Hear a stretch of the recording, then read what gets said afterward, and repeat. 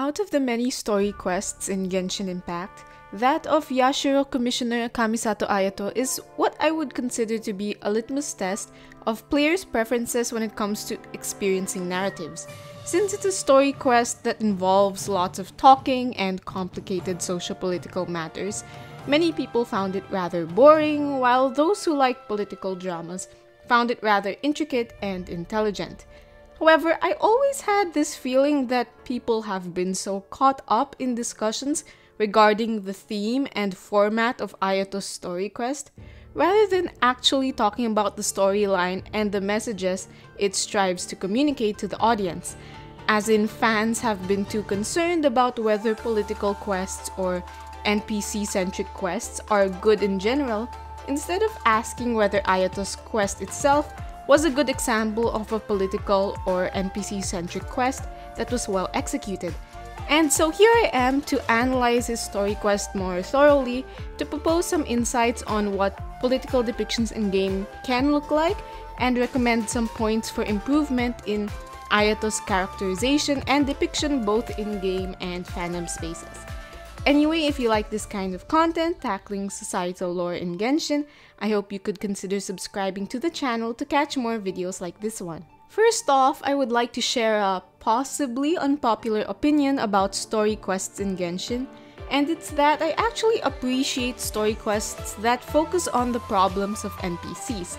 That's because I don't think these NPCs are meant to take focus away from the playable character, but rather their stories are there to highlight certain traits of those playable characters and serve as mirrors or foils to them. Basically, I feel like these NPCs are designed to reveal a lot about the playable character, and to be frank, I think people that don't draw the connections are just dense. I know that to some it seems like a waste to depict NPC stories instead of just showing the playable character's heroic journey, but I really do like how it prevents this sort of main character syndrome from occurring, where it exaggerates the importance of this one person and has everyone revolve around them instead of showing how they're part of a community. The act of helping NPCs as a playable character acknowledges that they are part of a system, of a larger picture, and that learning about other citizens of the nation is akin to learning about that character within their natural context. It's the recognition that some keys to our identities lie in other people too, displaying a more collectivist thinking, which I appreciate as a contrast to viewing the world in terms of protagonists and side characters.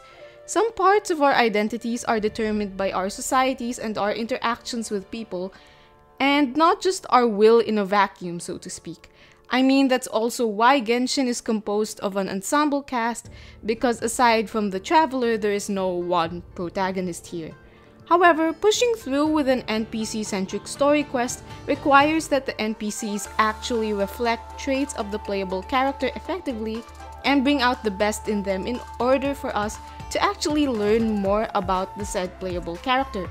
It's not a good idea to have NPCs that don't seem to impact or challenge the character and vice versa, because that wouldn't drive home the point well. So in Ayato's case, it's worth investigating whether the marriage of Hiragi Chisato of the Kanjo Commission and Kujo Kamaji of the Tenmyo Commission is indeed a case that properly reflects Ayato's values and teaches us more about his place in society. And of course, the marriage plotline is definitely a source of contention among fans, with the people who dislike Ayato's story quest thinking that following the marriage of NPCs is a waste of time, and the people who like this story quest believing that Ayato's exceptional problem-solving skills were showcased through its unique plotline. My stance is that both of these are sort of true and sort of false. On one hand, I would agree that Ayato's keen insight was displayed here because he was able to sense something fishy about a marriage which seems rather fun and innocent on the surface, to the point that no one would really suspect something's up with it. So the fact that he acted on it says a whole lot about his perceptiveness and his will to act on what he observes, because it's also possible that you sense there's something strange that's going on but you feel helpless to address it. Throughout the quest, Ayato was very empathetic towards the engaged couple, often providing advice from a place of genuine concern, and he was also shown to predict the thought processes of his opponents, keeping himself several steps ahead of them. And you can easily see why he's such a great politician, for being both cunning in acting against evil while also being very considerate towards the affected people and the state of Inazuma as a whole. But this is also where my main gripe with the story quest lies. It's that I found it hard to see the stakes this marriage problem presented for the whole of Inazuma.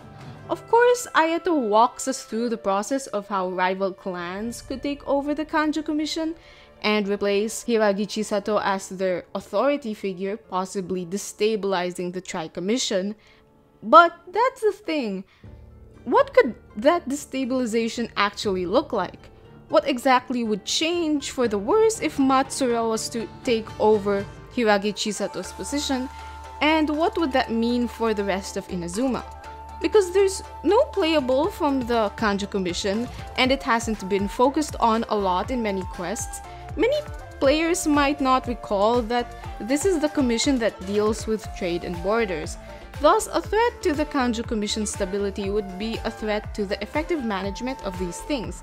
However, Ayato's quest, or maybe Ayato himself, didn't really explain to us what concrete impact the Matsuura clan takeover would have on these.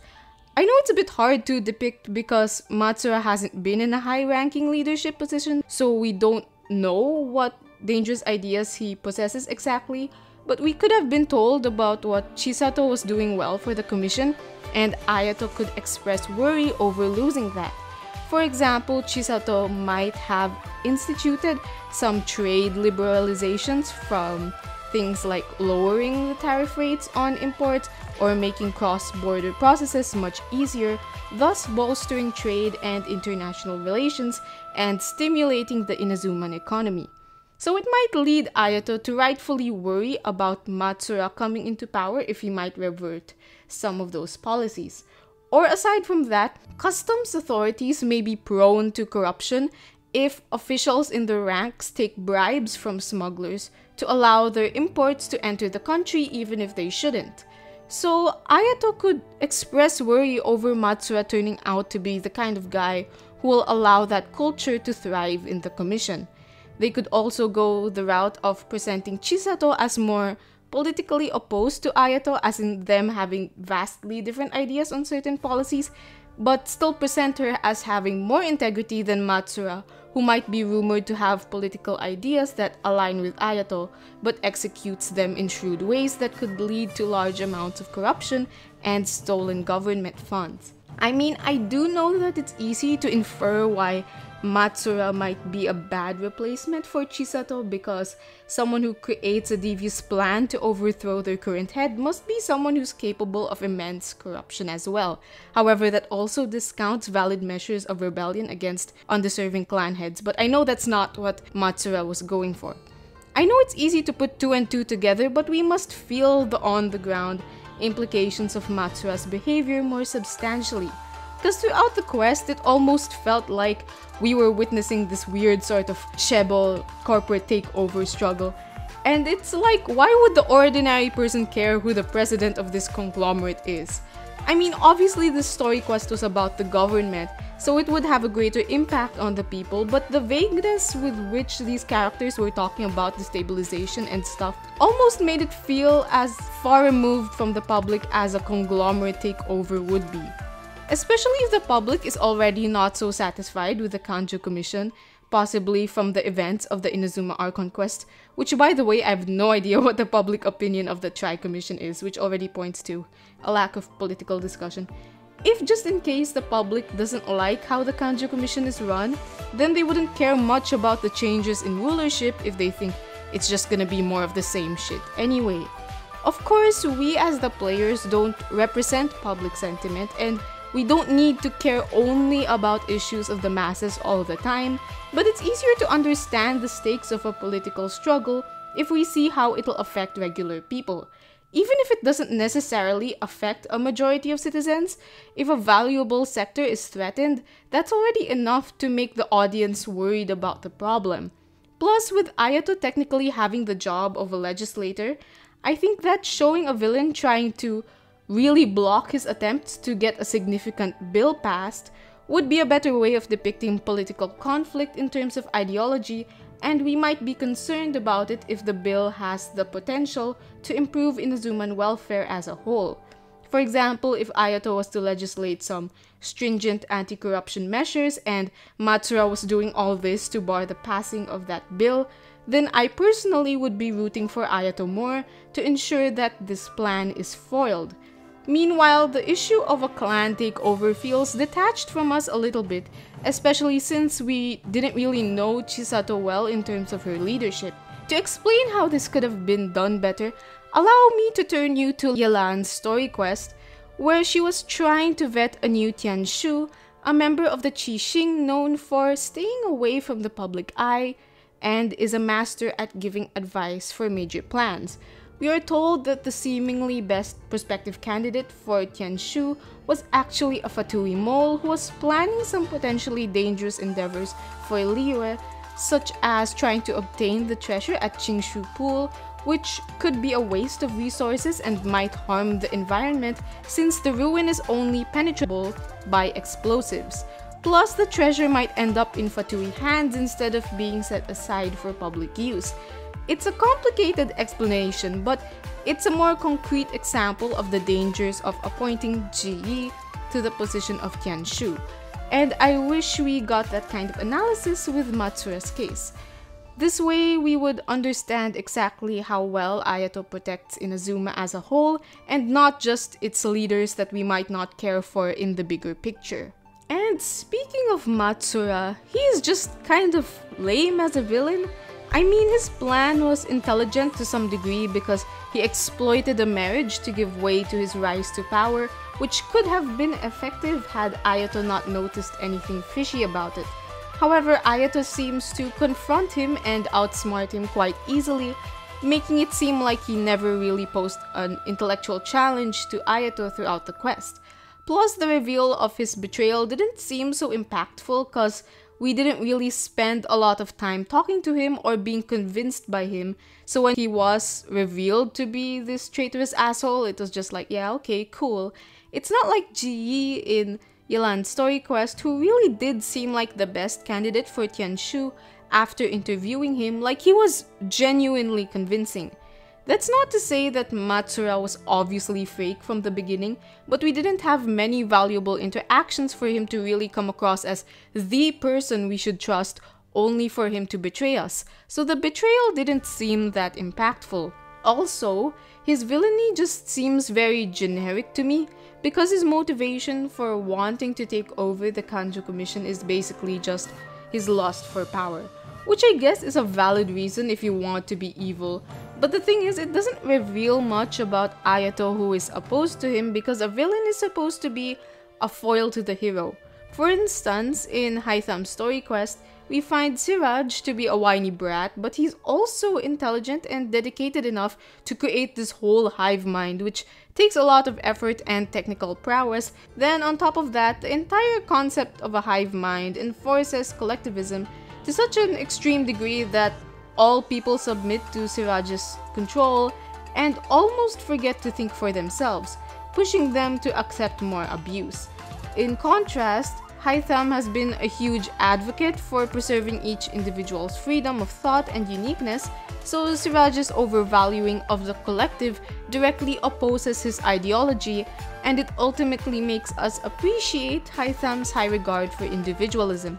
After all, it's what helped guide Ilyas to stand up for himself to a certain degree. That's what I mean when I say a good villain should properly oppose the playable character in question. Although Matsuura is directly opposed to Ayato, he does have pretty generic villain traits, so while Ayato's good traits of being kind and considerate are put to the forefront, his unique ideas about progress or citizen welfare that differentiate him from other Inazuman politicians were not properly showcased. I mean, maybe you guys don't care much about story quest villains, but Matsuura was kinda dry to me, honestly. Another thing I find sorta strange about the story quest is that I'm not sure how Chisato and Kamaji will proceed from here. Obviously, I think it was a good decision for the marriage to be postponed for now because now's not a great time for Chisato to be married off to the Kujo clan. But I really wonder what the long-term solution is. Like, will Chisato and Kamaji just never get married? Like, as someone who was sold on their relationship, I do want them to marry one day, but I didn't get a sense about when that would be from the story quest, or I didn't get an idea of what they could do to make the marriage more viable. And if you think about it a bit more, the story quests seem to endorse the maintenance of the status quo through Chisato and Kamaji not marrying so their clans would stay intact. But I feel like it's not a very good message to have in the Inazuman context, where the theme is about accepting change. Not to say that it would have been better for Chisato and Kamaji to get married at that point, but isn't there something novel that they can do which addresses their concerns? For example, what if it's Kamaji that enters into the Hiragi clan instead and leaves another brother to rule the Tenmyo Commission if he has any? Or maybe they can both decide to appoint more reliable successors or advisors, and maybe then they can change their position within the clan as well. So maybe they can both shift from leaders to consultants. I don't know, just something that would endorse change and creative thinking. Because although I think Ayato's story quest was going for personal development and a little bit of women empowerment, it did accidentally make it seem like, yes, preserving existing power dynamics as is good, because we can't accept changes in ruling structures, can we? And I'm not sure if the authors were really intending to send that message, but it does kinda come up the more you think about it. This also goes against Ayato's character, who I think is depicted to be a proponent of change and modernization. He dresses in modern clothing, likes modern drinks, and is hinted at having thoughts about not completely worshipping the shogun. So I think a quest wherein he was shown to endorse change would be more impactful.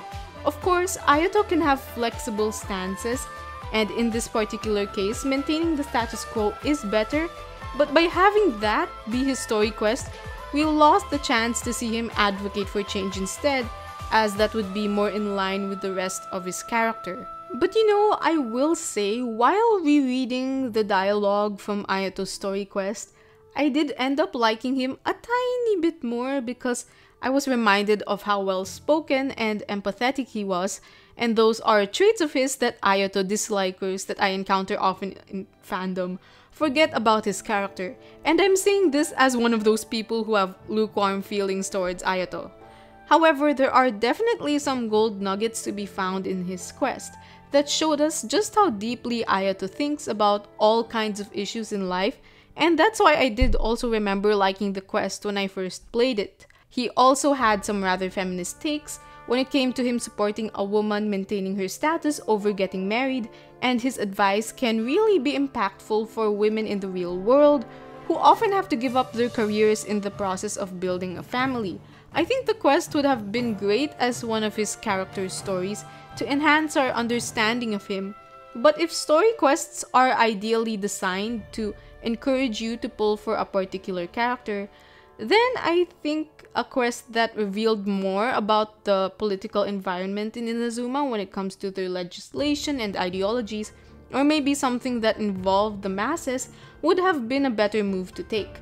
Still, this story quest is far from trash, as it did give us an insight into the inner workings of Ayato's mind through active demonstration, and I wish that this of it would come from more genuine criticism rather than hating on the idea of long discussions with NPCs, cause Genshin has varied characters, and so they also need various approaches to storytelling to elucidate their true selves. So anyway, that was rather long, but in summary, I think Ayato's quest has a good concept, but its execution wasn't as effective as what the writers might have thought, and it could have been improved by adding more discussions into political ideas rather than concentrating solely on political factions. But anyway, those were just my thoughts after all, and you can have yours too. I just hope that this video invited you to think about story quests more in detail so we can engage with the messages on a deeper level. If you like this kind of content, please do make sure to subscribe to this channel to catch more future content similar to this, and I'll see you in the next one.